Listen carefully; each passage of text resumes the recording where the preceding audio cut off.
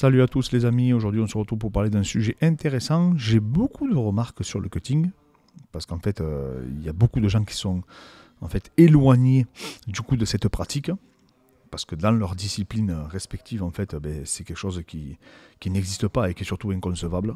Donc on va aborder ce sujet ensemble. Tout d'abord les amis, pensez à vous abonner, pensez à nous mettre en commentaire s'il y a des sujets en particulier que vous voulez qu'on aborde, on le fera avec grand plaisir. Je vous rappelle qu'on a déjà fait plusieurs vidéos sur le cutting, donc une vidéo aussi où on parle un peu de la littérature scientifique, donc n'hésitez pas à la checker, et ça vous montre en fait si on arrive à conserver ses performances, etc. Si ça vous intéresse, n'hésitez pas à y aller. Donc le cutting, c'est vrai que quand on est éloigné de ces disciplines de préhension en général, ou des disciplines de force, ça ne nous parle pas. On se dit mais pourquoi les mecs s'infligent ça? Alors qu'au final, peut-être que s'ils resteraient du coup au même poids toute l'année, ils seraient plus performants. Donc oui, c'est vrai que dit comme ça, c'est logique, c'est du bon sens, mais en fait c'est beaucoup plus complexe que ça. Et pour l'illustrer, je vous ai pris trois exemples. Trois exemples qui sont assez parlants. En fait, par exemple, pour ceux qui attaquent en lutte, à niveau égal, il faut savoir que le jour où vous allez affronter un adversaire qui est plus lourd que vous, qui va vous coller contre la cage, comme Khabib par exemple, qui est un des plus connus pour ça, mais Khabib a toujours eu a toujours été plus lourd que ses adversaires en général. Alors il y a des combats peut-être pas, mais il a toujours été plus puissant, plus lourd, et on savait que Khabib était très très lourd hors combat. Donc en fait ça avait une incidence significative. On l'a vu contre Conor, quand il le collait, c'était très difficile pour Conor de sortir. Pourquoi? Parce qu'il était plus lourd, et même on le voyait physiquement, il était plus grand, plus costaud, plus large. Donc en fait, on s'apercevait qu'il y avait une différence physique. Pour ce qui est, donc ça c'est pour tout ce qui va être offensif. Donc le jeu offensif en lutte, à poids égal, bien sûr qu'un lutteur aura un avantage assez significatif. C'est pour ça qu'il y a des catégories de poids, vous vous doutez bien. Si le mec il arrive, vous ne cutez pas, vous combattez à 70 kg, mais vous faites 70 kg à l'année, et que vous arrivez contre Khabib, que le jour du combat il a 83, 84 kg, ou même 80 kg, donc il fait 10 kg de plus que vous, qu'en plus il est plus technique que vous en lutte, mais je vous garantis que vous allez voler. Et ça c'est compréhensible, hein, c'est du bon sens également. Pareil pour les défenses de lutte. Là, je vous ai mis Paulo Costa contre Yoel Romero. Alors eux, c'est les deux plus gros cutters dans les moins de 84 kg. Et en fait, Paulo Costa, sur ce double leg là, qui est incroyable de Romero, la puissance physique qu'il génère pour contrer donc le double leg, c'est incroyable. Donc oui, ça lui donne un avantage significatif parce que comme il est plus lourd que ses adversaires, c'est très très dur pour ses adversaires de l'amener au sol. Et surtout, il s'épuise à essayer de l'amener au sol. Donc même si lui aussi s'épuise parce qu'il est plus lourd, mais vous allez gaspiller une énergie dingue en fait pour du coup l'amener. Et ensuite, après le troisième que je vous ai illustré, donc ça c'est pour la partie striking, c'est Anthony Johnson. Anthony Johnson, c'est un des plus gros cutters aussi de la catégorie, donc c'est quelqu'un qui frappe extrêmement fort, mais il est arrivé à plusieurs reprises bien plus lourd que ses adversaires. Et quand il est connecté, les mecs dormaient quoi. Donc oui aussi, vous allez avoir aussi une incidence positive sur la puissance que vous allez générer et votre capacité à encaisser des coups. Alors il y en a, ils disent oui, mais quand tu cuts, Clément, le liquide, donc ça a une incidence sur la matière grise, etc.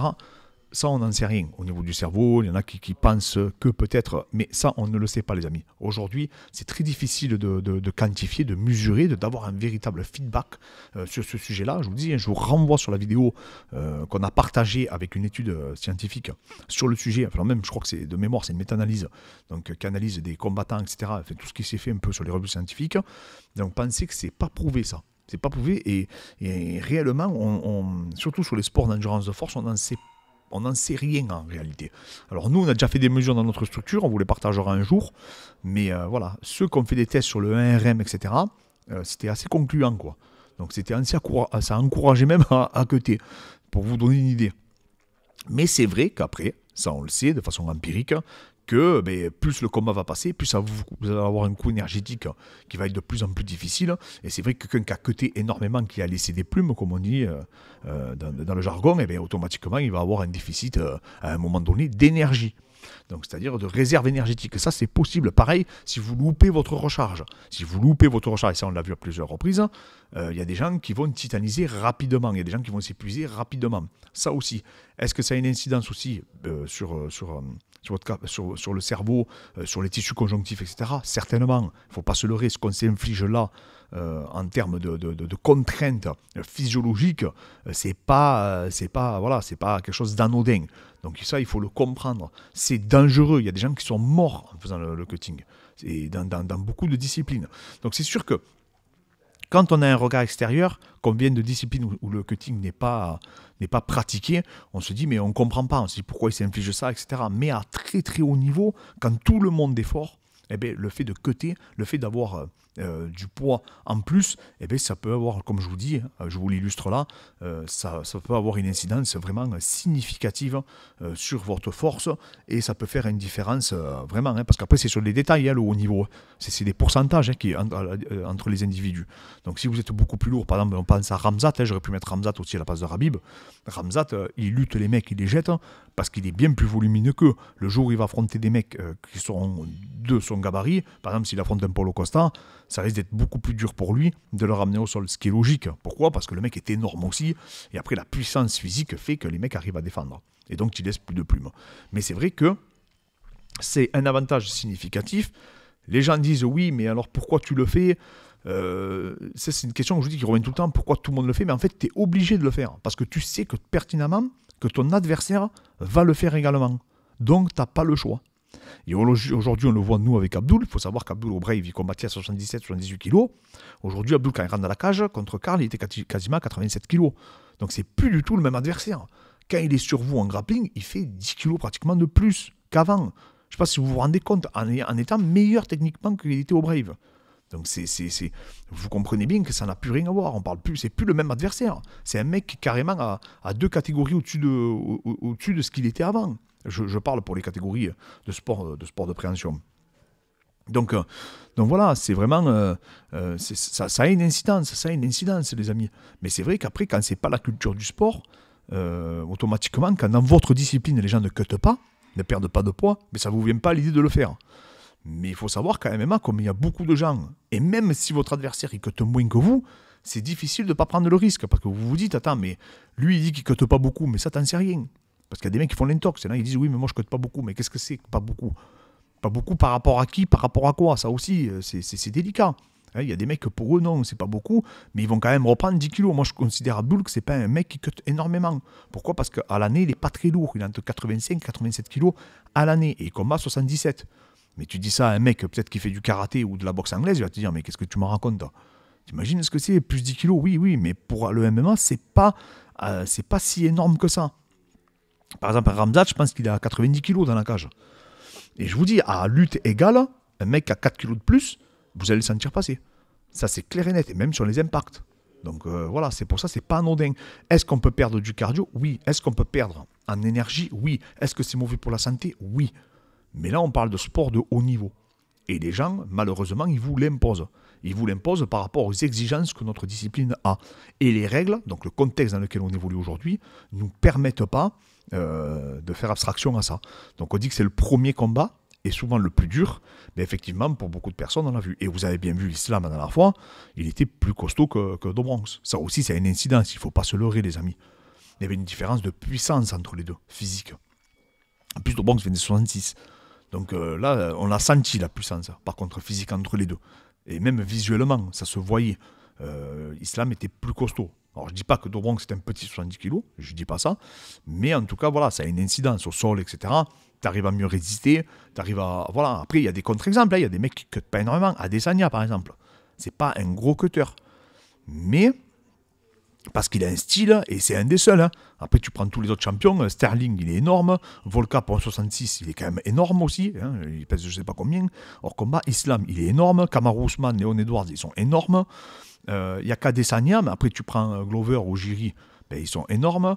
Et bon, après, je ne parle même pas du champion poids lourd. Mais voilà, ce que je veux dire, c'est qu'ils sont tous costauds, quoi. Ils sont tous vraiment beaucoup plus lourds que leur catégorie. Donc en fait, vous, ça vous l'impose. Même si vous, ce n'est pas votre démarche, même si vous, ce n'est pas votre philosophie, eh bien, vous êtes obligé de suivre. Et le cutting, c'est une véritable science. Il y a des gens qui font vraiment ça bêtement. Et oui, ça aussi, ça peut avoir une incidence. Parce que deux personnes qui vont reprendre 10 kilos, c'est pas dit qu'ils aient la même forme. Et même peut-être qu'un mec qui reprendra seulement que 3-4 kilos, qui n'a pas beaucoup de kilos à perdre, peut-être qu'il va arriver épuisé le jour du combat. Pourquoi? Parce qu'il aura mal géré sa diète, il aura mal géré sa recharge, et ça aussi, il peut le payer, le jour J. Donc voilà, donc j'ai beaucoup de remarques sur ça, parce que les gens ils sont dans l'incompréhension la plus totale, mais je vous promets que malheureusement on est obligé d'y passer. Alors de plus ou moins des kilos voilà, qui vont différer entre les individus, mais vous allez malheureusement être obligé de passer par là pour performer au plus haut niveau. Je parle dans 99% des cas. Après, il y a des mecs, mais bien sûr, ce ne sera pas les plus gros cutters, mais ils perdront du poids. Et par rapport à une autre discipline, ça paraîtra énorme déjà, ce qu'ils perdront. Parce qu'il y a des mecs qui vont dire, oui, moi je ne cutte pas. Et parce qu'ils combattent à 84, mais ils font quand même 90 kilos. Ils ne font pas 84,5. C'est ça que je veux vous dire. Alors que tu as des disciplines où les mecs, ils font le poids à l'année de là où ils évoluent.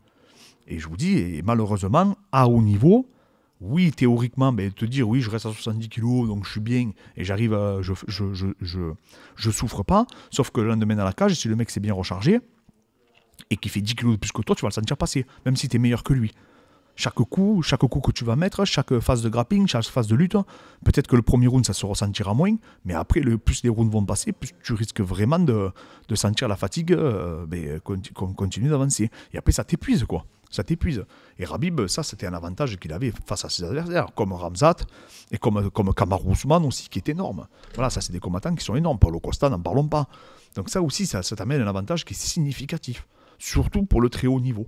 Donc voilà, donc oui, c'est moi, je dis, un jour ou l'autre, il faudra faire quelque chose, au moins le limiter, pas l'arrêter, mais le limiter, un peu comme ils font le ONE FC, mais c'est vrai que voilà, ça laisse songeur.